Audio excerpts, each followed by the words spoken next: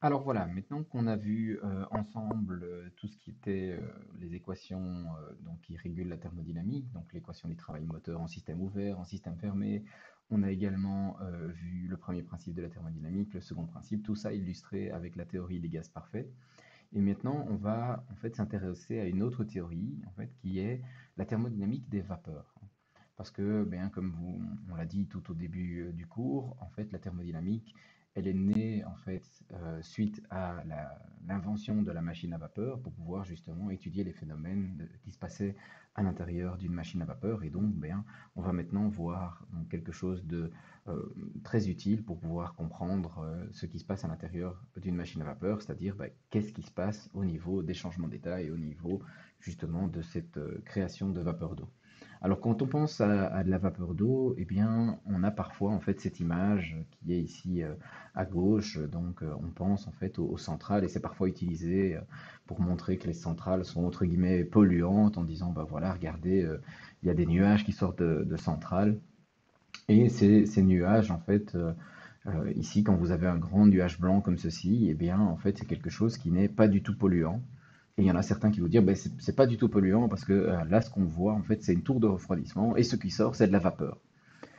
Et en fait, moi, j'ai envie de vous dire, ben, c'est faux, c'est complètement faux. Pourquoi? Parce qu'en fait, la vapeur d'eau, elle est invisible à l'œil nu. Hein, c'est aussi, ici, c'est une autre illustration. Ça, c'est quelque chose qui est souvent repris. En fait, ce sont les chutes du Niagara. Hein, donc vous voyez, donc ce sont d'énormes chutes avec, vous voyez là, la taille d'un bateau de touristes qui est un bateau déjà relativement grand. Et vous voyez en fait que ce bateau a l'air tout petit par rapport aux chutes et qu'il y a une espèce de nuage blanc autour des chutes. Et on peut dire aussi, ah ben, il y a de la vapeur. Tiens, et pourquoi est-ce qu'il y aurait de la vapeur à cet endroit-là? En fait, dans les deux cas, ce n'est pas de la vapeur, ce sont en fait des micro-gouttelettes d'eau qui sont en suspension dans l'air. Hein, parce que la vapeur, en fait, comme je le disais, c'est complètement invisible à l'œil nu. Mais par contre, en fait, quand la vapeur commence à refroidir, ici, c'est pas de la vapeur qui refroidit hein, pour les chutes du Niagara, là, ce sont plutôt le fait qu'il y ait de l'eau qui s'entrechoque et donc vous créez d'énormes chocs, entre guillemets, d'eau en bas de ces chutes. Et donc, il y a plein de toutes petites gouttelettes, enfin, des gouttelettes de toutes les tailles qui sont formées, dont des plus petites, et les plus petites gouttelettes d'eau sont emportées en l'air, en suspension, par les mouvements de masse d'air qui sont aussi créés au pied de ces chutes. Et donc, vous allez avoir du coup ben, ces micro-gouttelettes en suspension qui vont vous donner un espèce de nuage. Hein. Et pareil ici, donc ça c'est ce qu'on voit aussi en fonction des conditions météorologiques. Parfois on a du brouillard, et qu'est-ce que c'est du brouillard? Eh bien en fait c'est de la vapeur d'eau qui va se condenser en micro-gouttelettes qui, en fait, grâce à des conditions vraiment particulières, donc dans le sens où les micro-gouttelettes, normalement, elles ont tendance à tomber, hein, l'eau, par gravité, a tendance à tomber, mais si la gouttelette est suffisamment fine en fonction de son facteur de forme, etc., et du mouvement d'air qui parfois est en train de s'élever, et donc il y a un mouvement qui lui est ascendant, et bien ces micro-gouttelettes vont rester en suspension, en espèce de très lente chute ou autre, donc elles vont rester stagnées dans l'air. Et ça va faire que ces micro-gouttelettes, eh bien, on va les voir et on va voir un espèce de nuage. Hein. Ben, pourquoi est-ce que je dis que la vapeur d'eau, ça ne se voit pas? Ben, parce que vous le savez normalement, si vous écoutez ou vous vous intéressez de temps en temps à la météo, eh bien, on parle souvent du taux d'humidité dans l'air, parce qu'en fait, l'air, aux séances d'exercice, etc., on considère qu'il y a toujours 21% d'oxygène et 79% d'azote, mais dans l'air, il y a quelques autres gaz, dont, en fait, de l'eau sous forme gazeuse. On verra bien dans cette vidéo pourquoi est-ce que c'est possible d'avoir de l'eau sous forme gazeuse alors qu'il ne fait pas 100 degrés. Hein, et ça, c'est en lien avec la pression partielle et la loi de Dalton. On le détaillera plus tard. Mais donc, en fait, il y a effectivement toujours un peu d'humidité dans l'air. Et l'humidité dans l'air, bah là, sur la vidéo, vous n'avez pas l'impression qu'il y a un brouillard entre ma caméra et moi. Eh bien, parce que la vapeur d'eau, comme beaucoup de gaz, en fait, est complètement invisible. Hein. Et si, pour revenir juste à cette image de tour de refroidissement, donc ici on a un nuage qui est un mélange d'air, de vapeur d'eau et de micro-gouttelettes, qui fait qu'on le voit. Et en fait, c'est aussi dû aux conditions météo, parce que parfois, en fait, si justement à la sortie, donc l'été, vous ne verrez normalement pas ce genre de gros nuages. Pourquoi? Parce que ben, dès que euh, l'air chargé en eau sort de la tour de refroidissement, eh bien, il reste suffisamment, il fait suffisamment chaud dans l'atmosphère et donc vous n'allez pas avoir ce panache de fumée blanche. Pourquoi? Parce que directement, plutôt que de refroidir, en fait, l'air qui s'est chargé en eau, eh bien, va se réchauffer et donc la vapeur va rester sous forme de vapeur et ne va pas former ces micro-gouttelettes. Hein, donc typiquement, là, donc ça c'est un jour où on le voit, hein, il n'y a pas de feuilles sur les arbres, etc.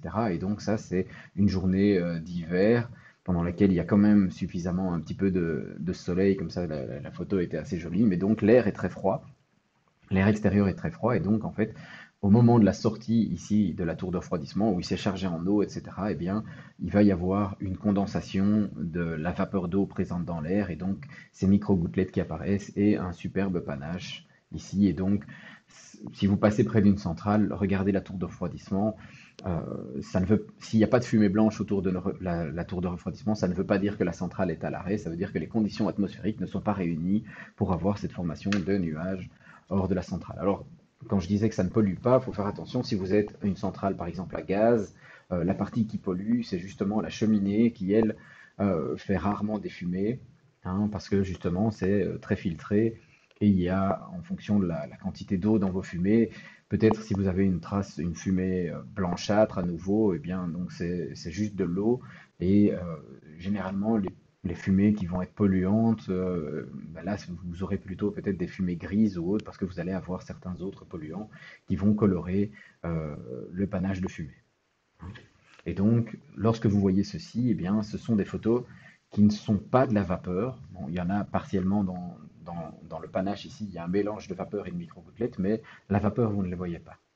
Je vais vous montrer justement une photo sur laquelle on voit de la vapeur d'eau, par contre. Voilà. Donc ça, c'est une photo, donc c'est une hélice. Et on voit en fait sur les bords de l'hélice ici qu'il y a en fait des bulles. Et ces bulles, ce sont des bulles de quoi? Mais c'est pas des bulles d'air, parce que d'où viendrait l'air ici? En fait, ce sont des bulles de vapeur.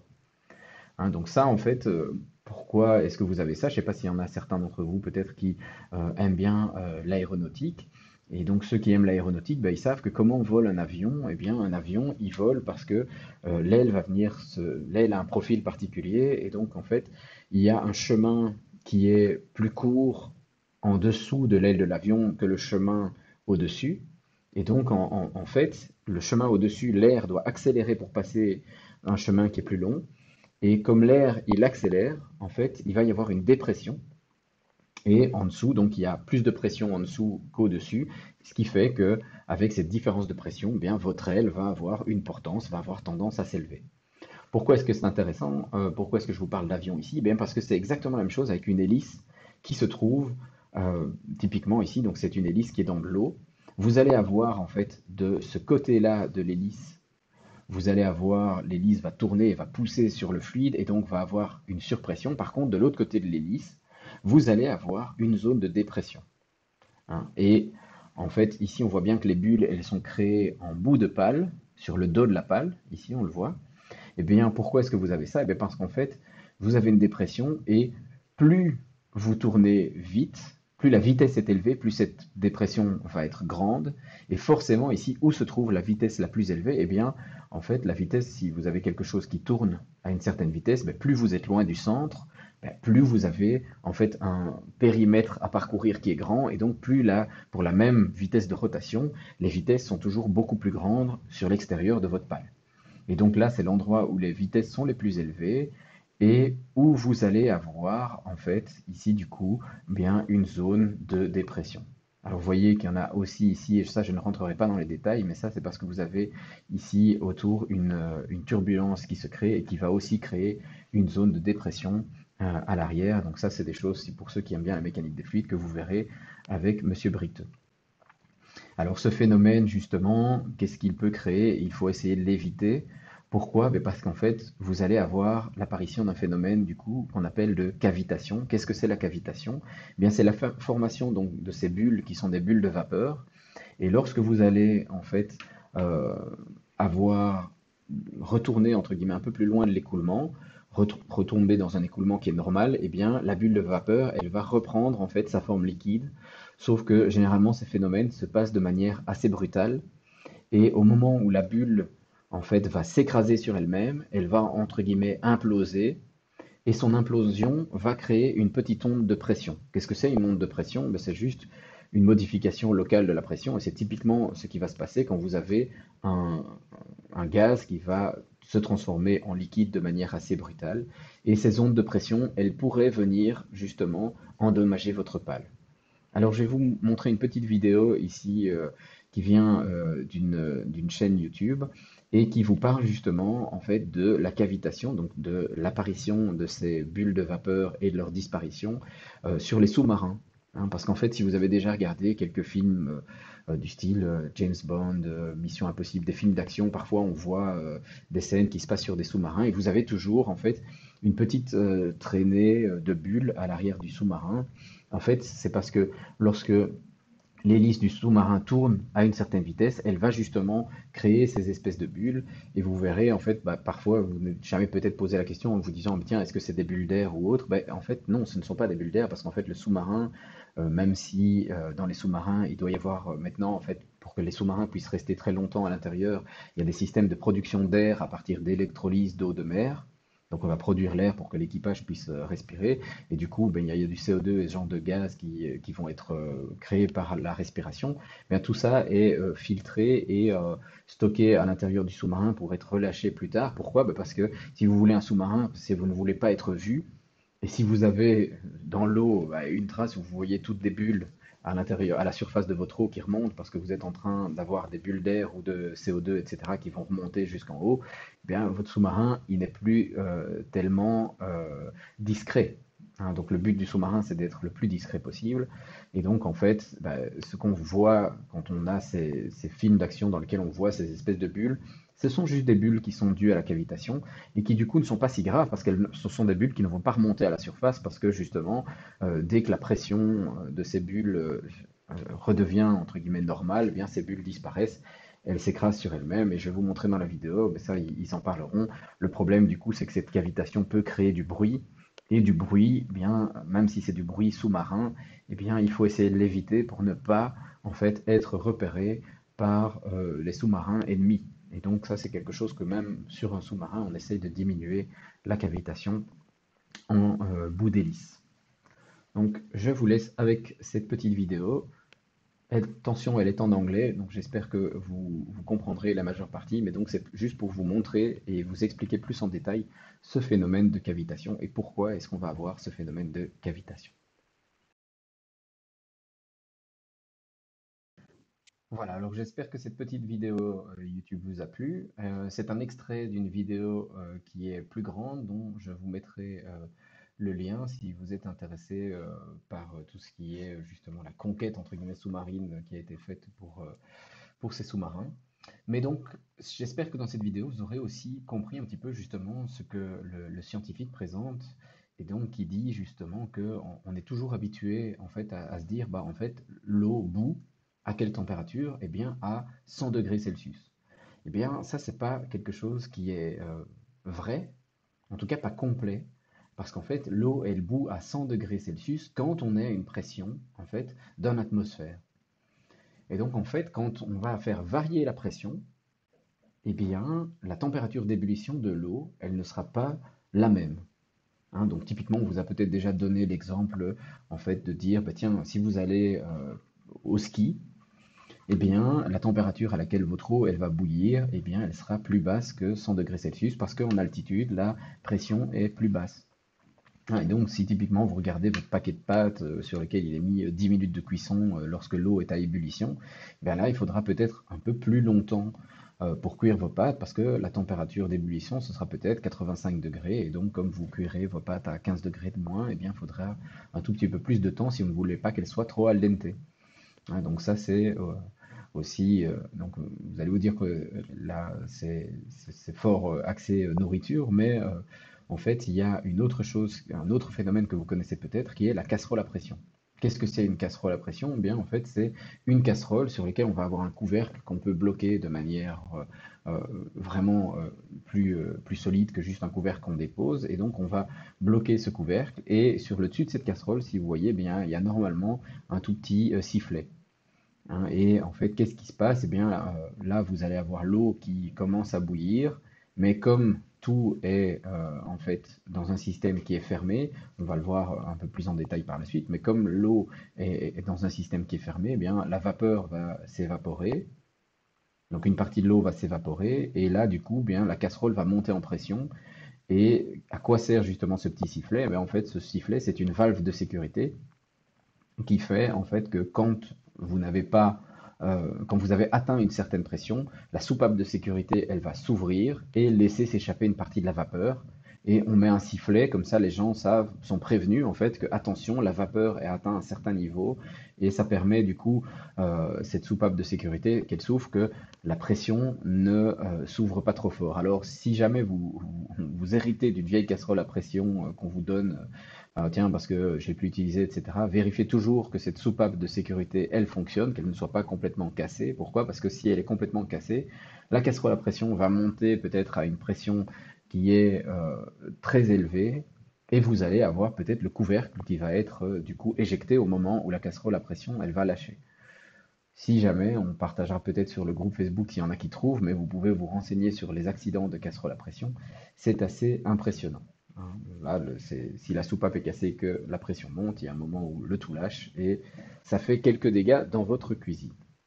Alors ici, on va essayer justement de prendre l'exemple de dire, mais tiens, qu'est-ce qui se passe justement quand on chauffe de l'eau? Et on va prendre un exemple qui est pas l'exemple d'une casserole à pression où là le volume est fixe, mais on va prendre de l'eau à l'intérieur d'un cylindre. Et vous avez un piston ici qui est libre, il n'est retenu en fait que en fait par la pression atmosphérique et le poids du cylindre. Et ici, ben, c'est un cylindre, le poids du piston.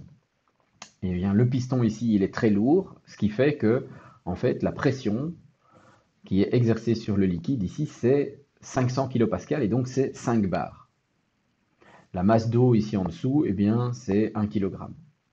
Eh bien, lorsqu'on commence à 0 degré Celsius, vous avez un certain volume d'eau liquide complètement. On est légèrement, si vous voulez, en dessous de 0 degré Celsius. Euh, légèrement. On est exactement à 0 degré Celsius, mais ici, on est à 5 bars, et donc à 5 bars 0 degré Celsius, on va se retrouver avec un volume qui est un volume de liquide. Ok. Ici, eh bien, qu'est-ce qu'on va faire? On va chauffer. On va chauffer, chauffer, chauffer, et on va arriver en fait ici à 152 degrés Celsius. Et là, on est toujours complètement liquide. Et si on continue à chauffer à 152 degrés Celsius, eh bien, si on chauffe à 152 degrés Celsius, on va avoir une partie de notre liquide qui va s'évaporer. On va rester à la température constante de 152 degrés Celsius. Ça, c'est la même chose qu'avec votre eau dans votre casserole. Pourquoi? Ben, quand l'eau, vous préparez des pâtes à 100 degrés, elle bout. Si vous continuez à amener de la chaleur, ben, l'eau va bouillir de plus en plus. Mais si vous prenez un thermomètre, la température, elle sera toujours de 100 degrés Celsius. Parce qu'en fait, à 100 degrés Celsius, il y a le changement d'état. Et donc, il n'y a pas moyen d'avoir de l'eau liquide à 1 atmosphère et 101 degrés. Parce qu'à 100 degrés, elle s'évapore. Ok, ben donc c'est ce qu'on va voir ici. On a 152 degrés Celsius, on évapore l'eau liquide et on se retrouve à un moment avec uniquement de la vapeur à 152 degrés. Et quand on a évaporé tout le liquide, eh bien à ce moment-là, si on continue à chauffer, eh bien c'est la vapeur qui chauffe. Si je trace cela dans un diagramme TV, donc température en fonction du volume, eh bien qu'est-ce que je vais avoir? Au début, je vais avoir donc ma température qui augmente et mon volume qui varie très peu parce que l'eau va se dilater, mais un liquide se dilate relativement peu et donc on va avoir une augmentation de volume qui est relativement faible. Si je continue à amener de la chaleur, eh bien je vais avoir ma température qui va être fixe à 152 degrés. Et puis une fois que j'ai tout évaporé, donc ça c'est le volume de vapeur à 152 degrés, et bien à ce moment-là, je continue à chauffer et je vais avoir ma température qui à nouveau augmente et je suis à ce moment-là en vapeur complètement. Ok? Alors ici, ce qu'on pourrait essayer d'observer, c'est quoi? Eh bien, je pourrais refaire ce genre de schéma pour non plus une pression de 500 kPa, mais une pression par exemple de 1 bar. Et qu'est-ce que je vais avoir avec une pression d'1 bar? Donc là, on va se mettre justement un tout petit peu plus haut que 0 degré Celsius pour ne pas avoir de solide. On va dire, ok, je suis liquide à 0,01 degré Celsius. Eh bien, je vais avoir aussi, si je chauffe, une dilatation. Jusque où? Ben, jusque 100 degrés Celsius, par exemple, ici. OK, et après, bien, à 100 degrés Celsius, je vais avoir une droite qui, normalement, est... bah, attendez, je vais faire ça plus proprement. Je vais essayer, mais donc on a une droite qui est, elle, horizontale. C'est déjà un peu mieux. Et puis alors après, je vais avoir ici à nouveau une augmentation de mon volume. Et si je répète ça plusieurs fois, en fait, ce que je vais finir par dessiner, c'est une courbe comme ceci, qui passe par ces points, qui sera en fait ma cloche de saturation, hein, où je vais avoir toutes différentes droites horizontales qui représentent à chaque fois en fait les changements d'état, hein, jusqu'à un point particulier, hein, qui est le point critique au-delà duquel, eh bien, en fait, je ne vais pas avoir de différenciation entre mon état liquide et mon état vapeur. Et à l'intérieur, en fait, de cette cloche, qu'est-ce que j'ai pendant le changement d'état? J'ai à chaque fois un mélange de liquide et de vapeur. Ok, alors si je trace ceci ici, eh bien, ça va me donner quoi? Ça va me donner, en fait, un diagramme comme celui-ci. Alors ici, on va voir celui sur lequel, moi, la cloche que je vous ai dessinée, c'est la cloche qui est ici en bleu clair, à l'intérieur de laquelle j'ai, en fait, du liquide et de la vapeur, vu que je suis en plein changement d'état. Et à l'intérieur de cette cloche, eh bien, en fait, qu'est-ce que je vais avoir? Ben, je vais avoir un petit souci, parce que définir mon état comme j'étais habitué à le définir ne me permet pas de savoir vraiment dans quel état thermodynamique je me trouve. Je vais vous donner un exemple. Ben, je vous dis, voilà, j'ai de l'eau qui est à une pression d'un atmosphère et à 100 degrés Celsius. Est-ce qu'elle est liquide ou est-ce qu'elle est vapeur? Eh bien, en fait, connaître la pression et la température sous la cloche ici ne suffit plus. Hein, parce que bah, la vapeur, ici, sur ce point-là, je vais avoir de la vapeur complètement, et sur le point de l'autre côté, j'ai du liquide complètement. Entre les deux, j'ai un mélange de liquide et de vapeur, mais toute cette droite-là est à la même température, et elle est sur la même isobare, donc à la même pression. Ah, et donc en fait, pression et température ne suffisent plus en fait à caractériser ma vapeur. Et on va en fait introduire une nouvelle grandeur qui est en fait la fraction de vapeur. On va avoir une fraction x de vapeur, aussi appelée le titre de vapeur ou la quality en anglais, hein. Et donc en fait ici, ça va être quoi? Ça va être la fraction massique, donc le nombre de kilogrammes de vapeur que j'ai par kilogramme d'eau. Donc quand je dis par kilogramme d'eau, c'est liquide, vapeur compris. Ok, et donc en fait, bah, si j'ai x de vapeur, bah, combien j'ai d'eau liquide? J'ai 1 moins x d'eau liquide. Ici, j'aurais bien dû écrire eau liquide. Ok, donc en fait, ici, j'ai 1 moins x d'eau liquide. Alors ici, qu'est-ce que je vais avoir? Eh bien, ce x, eh bien, il vaut 0, du coup, sur toute la partie ici de gauche, qui est en fait la partie où je suis encore complètement liquide. Il vaut 1 sur la partie de droite où je suis à l'état de pure vapeur, et il vaut donc entre 0 et 1, ici à l'intérieur de ma cloche bleue.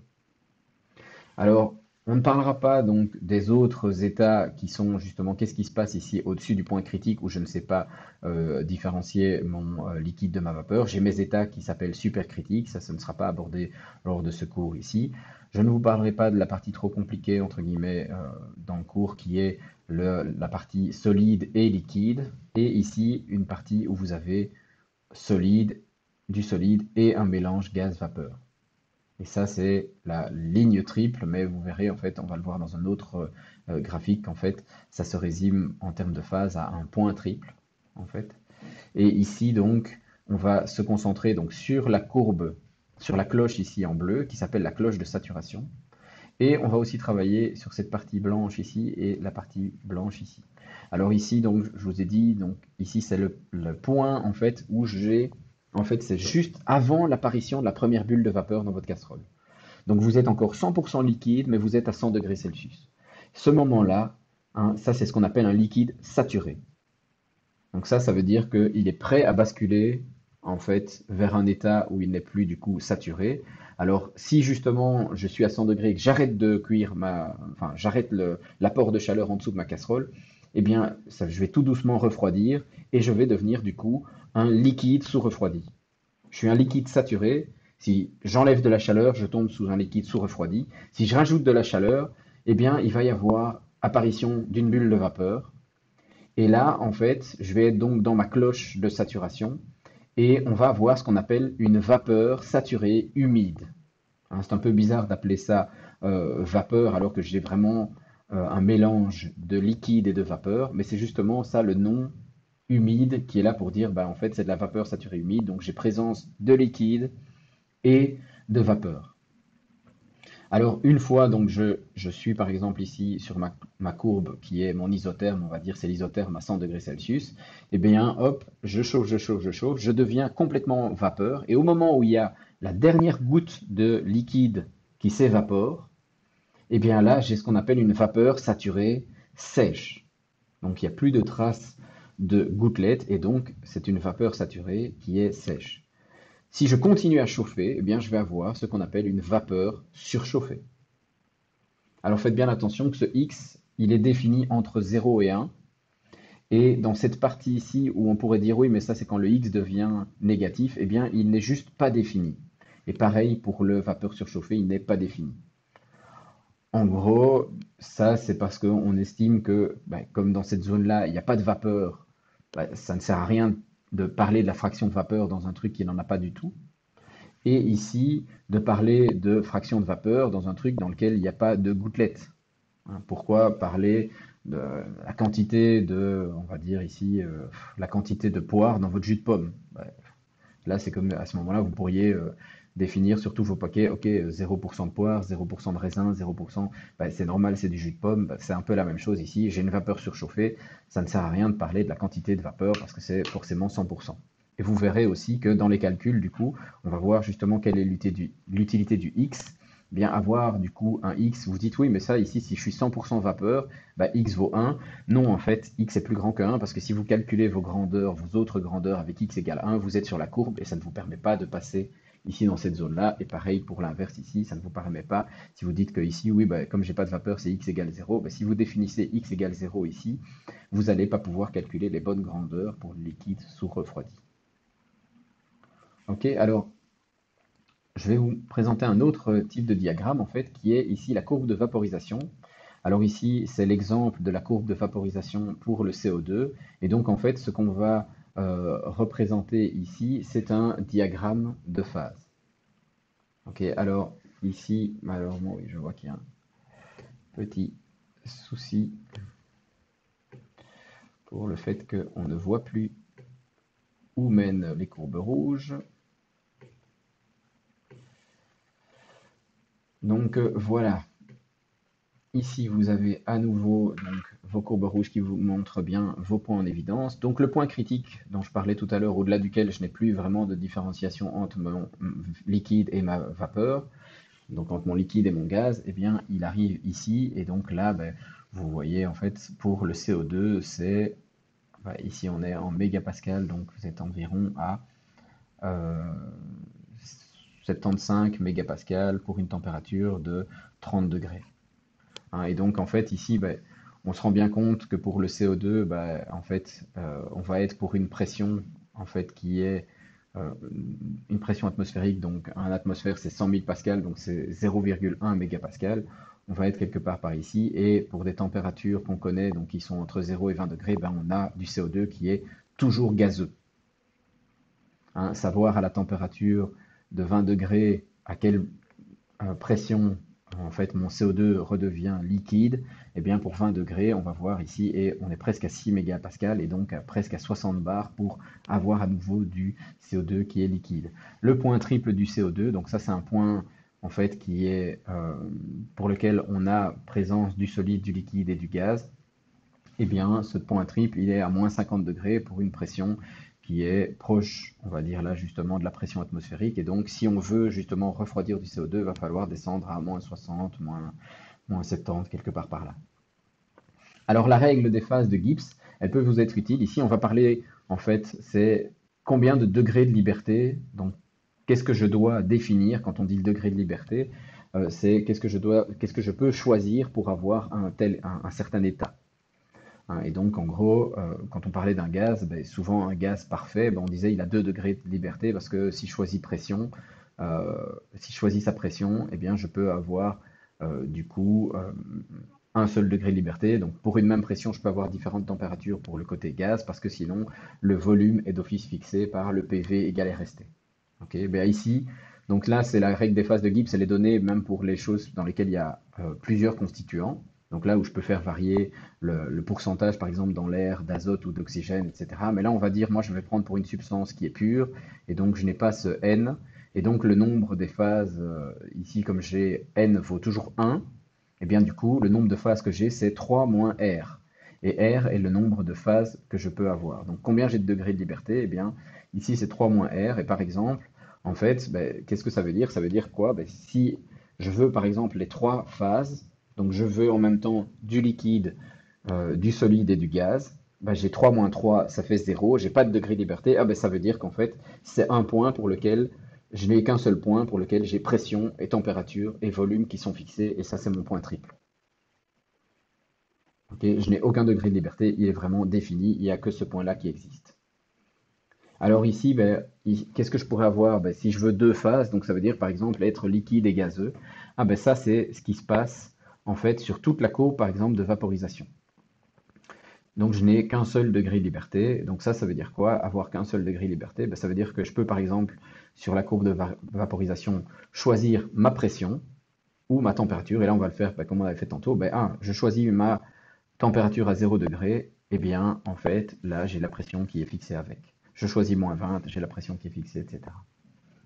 Ok, et ça pareil pour le solide et le liquide. Donc j'ai juste à ce moment-là un seul degré de liberté.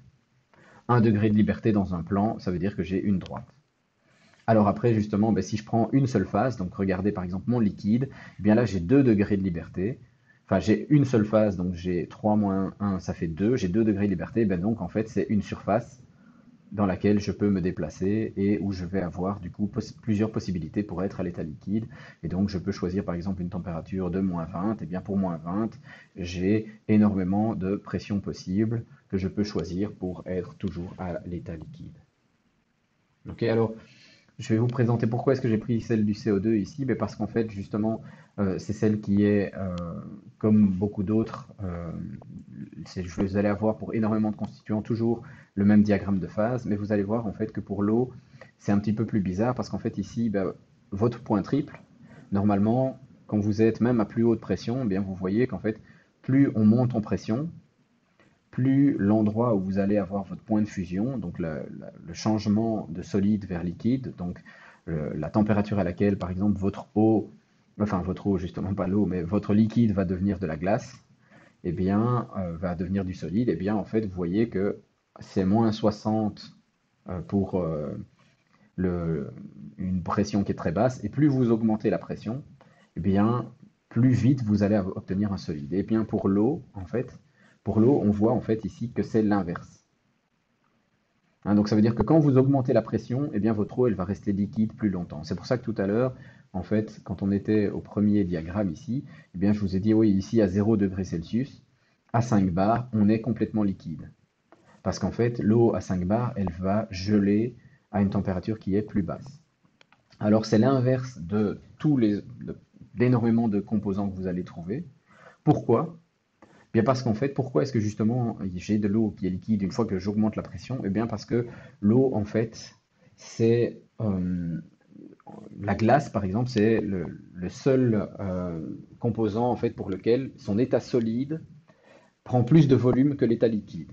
Donc ça, c'est normalement quelque chose que vous connaissez. Pourquoi? Parce que quand vous étiez jeune, vous avez peut-être fait ça pour essayer, lorsque vous vouliez partir en excursion ou autre, d'avoir de l'eau fraîche toute la journée. Eh bien, vous prenez une bouteille d'eau, vous la mettez au congélateur. Si vous n'avez pas vidé un petit peu de l'eau et que vous n'avez pas ouvert le bouchon ou autre, ben, votre bouteille, elle risque d'exploser, entre guillemets, ou de se déformer complètement. Pourquoi? Parce que quand l'eau gèle, elle va prendre plus de place.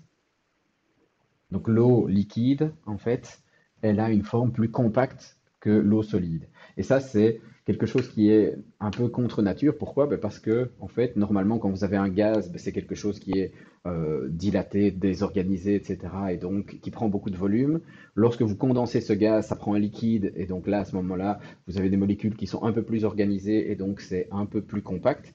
Et lorsque vous devenez à l'état solide, là, vous avez un réseau moléculaire qui se forme, qui est très organisé et qui est très compact. Eh bien, ici, en fait, dans le liquide, vous allez avoir un liquide qui est mieux organisé, entre guillemets, que le solide. Pourquoi? Parce qu'à l'intérieur du liquide, vous avez les fameux ponts à hydrogène, hein, que vous avez déjà vu en chimie, etc. Ce qui fait que ce liquide-là en fait, c'est toujours la même chose. C'est qu'est-ce qui vous tient, en fait, dans un solide? Là, ce sont des vraies liaisons moléculaires. Dans un liquide, normalement, ce sont juste des forces de Van der Waals qui sont beaucoup moins fortes. Et dans un, dans un, dans un gaz, là, vous n'avez justement, normalement, et c'est la théorie cinétique des gaz, on va négliger toute interaction entre les molécules.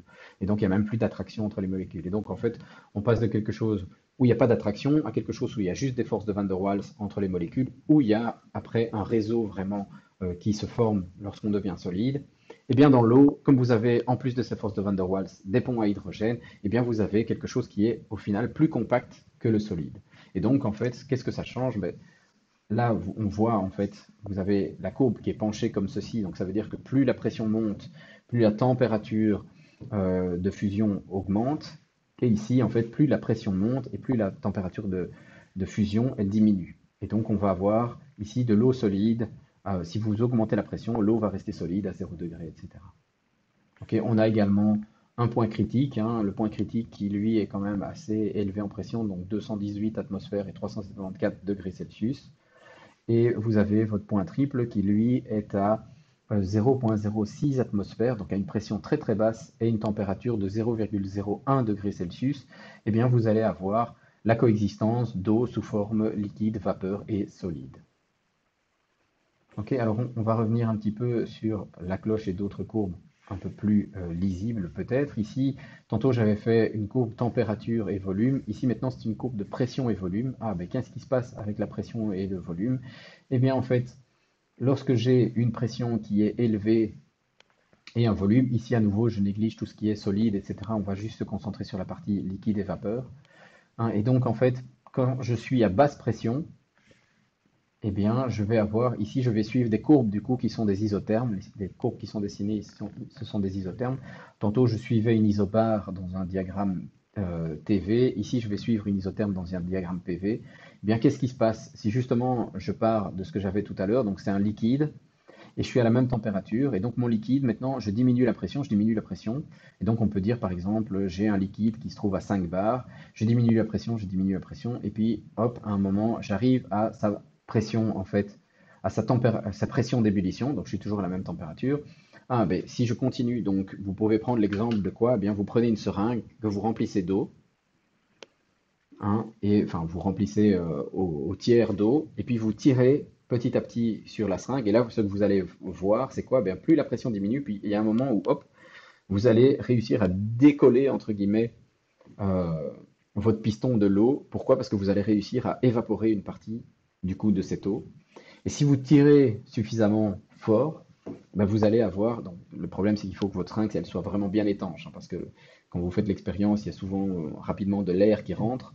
Et s'il y a de l'air qui rentre, à ce moment-là, l'expérience est foutue. Mais donc, si vous arrivez à ne pas faire rentrer d'air, eh bien, vous allez tirer sur cette seringue et vous allez avoir l'entièreté de l'eau qui s'évapore. Et une fois que l'eau, elle s'évapore et vous continuez à diminuer la pression, et bien alors à ce moment-là, vous allez avoir une pression qui à nouveau donc va chuter. Mais sinon, c'est ma pression chute. Je suis en train à ce moment-là de tirer. Une fois que je vois de la vapeur qui commence à apparaître, je continue à tirer et là, ma pression, elle va rester constante même si je change le volume. Pourquoi? Ben parce que le changement de pression, si vous tirez, comme vous êtes en train d'avoir de l'eau qui se transforme en vapeur, le volume va augmenter sans que vous arriviez à diminuer encore la pression. Et donc vous allez tirer, tirer, tirer. Et puis alors une fois que tout sera sous forme de vapeur, vous allez continuer à tirer et vous allez avoir votre pression qui diminue à nouveau. Alors qu'est-ce qui est intéressant justement avec ce X? Eh bien c'est que si par exemple ici mon volume massique j'ai 1 kg, eh bien quel va être le volume de mon mélange liquide et vapeur? Eh bien c'est simple, ça va être en fait mon volume de vapeur, ici V secondes donc ça V second, on appelle ça le volume de vapeur, fois les X kilogrammes de vapeur, plus, je vais rajouter, en fait, j'ai aussi 1 moins X kilogrammes de liquide, j'ai 1 moins X kilogrammes de liquide fois le volume massique du liquide. Et donc la formule pour le volume massique total, c'est quoi? C'est X fois le volume de la vapeur plus 1 moins X fois le volume du liquide. Donc ça, c'est vraiment dire, tiens, quand j'ai un mélange ici entre les deux, donc en fait, quelles sont les propriétés de mon mélange? C'est simple, si je sais que j'ai par exemple 200 grammes de vapeur, et je vais avoir du coup 800 grammes de liquide, et donc mon mélange, ce sera 200 grammes de vapeur fois le volume de la vapeur, plus 800 grammes de liquide fois le volume du liquide, et le total va me donner du coup le volume de mon kilogramme, donc le volume massique de mon mélange de liquide et de vapeur. C'est assez simple, on peut aussi le voir de manière linéaire en disant, mais tiens, en fait, là, donc ça, si je prends et que je mets le X en évidence, qu'est-ce que je vais avoir? Je vais avoir que le volume de mon mélange, c'est quoi? C'est le volume de mon liquide, donc c'est comme si tout était du liquide, plus X, donc une fraction, qui fait quel volume? Qui va du coup faire la différence entre le volume de vapeur et le volume de liquide. Donc ça, c'était comme de dire, ok, j'ai tout liquide plus une partie qui s'est transformée en vapeur. Cette partie qui s'est transformée en vapeur, du coup, comme la vapeur a plus de volume, cette partie X, elle va rajouter la différence de volume entre la vapeur et le liquide. Ok, et donc l'intérêt d'avoir défini cette grandeur X, maintenant avec les vapeurs, c'est quoi? L'intérêt de définir cette grandeur X avec les vapeurs, c'est de pouvoir, en fait, toutes les valeurs qui sont massiques, les recalculer exactement de la même manière que ce que j'ai fait pour le volume massique. Donc, par exemple, ici, l'énergie interne massique, c'est quoi? C'est X fois l'énergie de ma vapeur plus 1 moins X fois l'énergie interne de mon liquide. Ou, comme on l'avait dit, si on le voit plutôt de manière linéaire, c'est comme si j'avais 1 kg de liquide plus une partie qui, la vapeur, elle a plus d'énergie interne, plus une fraction qui a justement un supplément d'énergie interne. Donc c'est cette fraction x fois ici la différence entre U seconde moins U prime, donc entre l'énergie interne de la vapeur moins celle du liquide. Je fais la même chose avec l'enthalpie. Avec l'enthalpie, ce qui est marrant, c'est que je peux mettre en évidence justement si je fais x fois l'enthalpie de ma vapeur moins l'enthalpie du liquide, ça c'est quelque chose que vous connaissez, c'est l'enthalpie de changement d'état, qui est appelée HLV ou qui parfois aussi est appelée delta HLV, donc qui est la variation d'enthalpie de mon changement d'état. Juste une petite parenthèse, donc pour l'entropie, c'est exactement la même chose aussi, donc c'est x fois l'entropie de ma vapeur plus 1 moins x fois l'entropie du liquide. Si je mets en évidence, en fait, le x fois, entropie de ma vapeur moins entropie de mon liquide, c'est quoi? En fait, pour rappel, en fait, on sait que S, donc c'est T, donc je peux écrire que T ds est égal à dH moins VdP. Alors, qu'est-ce qu'on a dit pour le changement d'état? Le changement d'état, il se passe à pression constante, à température constante. Donc, en gros, ce que je vais avoir, en fait, ici, c'est ds qui va être égal à, ici, mon delta H. Du coup, vu que ça se passe à température constante, je peux intégrer les deux côtés séparément. Et donc, ici, je vais avoir delta H. Donc, ça va être delta S est égal à delta H sur T. Ok, et donc là, je vais donc avoir ici mon delta H. C'est quoi? C'est delta H. Liquide vapeur. Ok, donc c'est justement HLV sur T. Et quelle est la température? C'est la température justement qu'on va appeler température de saturation, donc qui est la température de changement d'état. Ok, faites bien attention que certains vous pourriez dire oui, mais en fait DH, c'est pas normalement CPDT ici. En fait, ici, comme on a un changement d'état, si vous prenez justement c'est dt égale 0, donc j'ai pas de dH. Non, ça c'est pas correct. On a dit dH c'était égal à CPdt. Ça c'est uniquement ce qu'on avait vu justement pour les gaz parfaits. Ici, j'ai plus un gaz et j'ai quelque chose avec un changement d'état. Et donc, en fait, on a une partie de H qui est due au changement d'état. Et donc, on ne peut pas bêtement appliquer le CPdt. Ok, donc ça il faudra juste faire attention à ça, comme j'ai le changement d'état, j'ai une enthalpie de changement d'état, et en fait le dH égale CPdt, en fait si vous voulez, quand on veut vraiment écrire l'entièreté de qu'est-ce que j'ai dans l'enthalpie, j'ai bien quelque chose qui est du dH égale CPdt, plus une partie en fait, qui est du changement d'état. Est-ce que j'en ai? Est-ce que je suis en train de changer d'état? Ça, c'est une question qu'il faut se poser. Et parfois aussi, j'ai en fait de l'enthalpie qui est chimique et donc qui sera en fait du PCI. Donc ça, c'est si j'ai en fait des réactions chimiques, etc. Et donc le DH égale CPDT, ça c'est uniquement ce qu'on va appeler de la chaleur qui est sensible, hein, qui va être due au DT. Ça, c'est ce qu'on va appeler de l'enthalpie. Donc ça, c'est enthalpie sensible. Là, ici, ça, c'est de l'enthalpie de changement d'état, ce qu'on va appeler aussi de l'enthalpie, donc de la chaleur latente. Et ça, c'est de l'enthalpie chimique. Donc ça, c'est plusieurs types d'enthalpie qu'on va pouvoir avoir. Et donc, il faut bien faire attention qu'ici, si on considère juste de l'enthalpie sensible sur un changement d'état, ça ne va pas fonctionner. Parce qu'en plus, bah, si vous réfléchissez un tout petit peu, on pourrait aussi le voir comme mais CP dt.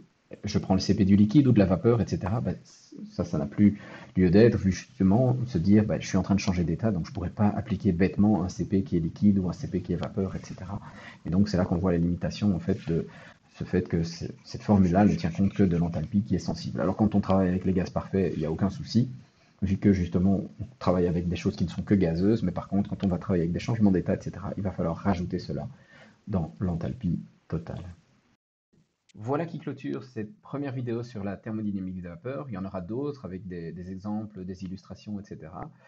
N'hésitez pas, comme d'habitude, à poser vos questions si vous en avez.